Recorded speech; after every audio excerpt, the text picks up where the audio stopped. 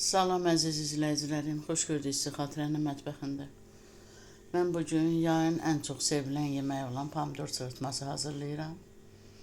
Sizinlə də bölüşürəm. Pomidor çırpması soğanlı da var, soğansız da. Mən soğanla hazırladım. Soğanla çox dadlı, ləzzətli olur. Ona görə də soğanla hazırladım. Çox ləzzət verir indi. Badımcandır, pomidordur, lobyadır, yay yeməkləri ləzzət verir. Qışdan çıxandan sonra yay yeməkləri əla olur, dadlı olur, qəşəng, dəyişik olur. Pomidorları qəşəng soyuram. Əvvəl soğanı soyuram, təmizləyirəm qəşəng. Aypara doğrayıram. Qovururam qəşəng soğanı.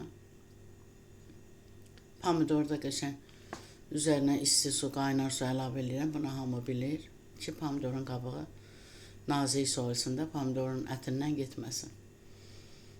Soğan kimi soyulur qəşəng. Pomidor da qovururam yağa düşənə qədər.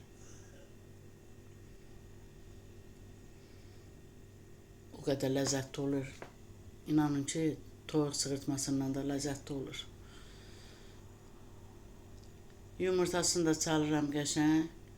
4 dənə, 5 dənə, 6 dənə, baxır indi ailə hesabına pişirdiyiniz yeməyin qədərinə. Duz əlavə eləyirəm yeməyə də. Əlavə yumurtaya da duz əlavə eləyirəm qəşəng. Yumurtanı əlavə eləyirəm pomidorun üzərindən, soğanla pomidorun üzərindən qəşəng bişir. Görürsünüz, yeməyim əla bişib, yağa düşüb, canında su qalmamalıdır. Yağa düşəndə dadlı olur. Pomidorun sezonudur, inşallah siz də bişirin.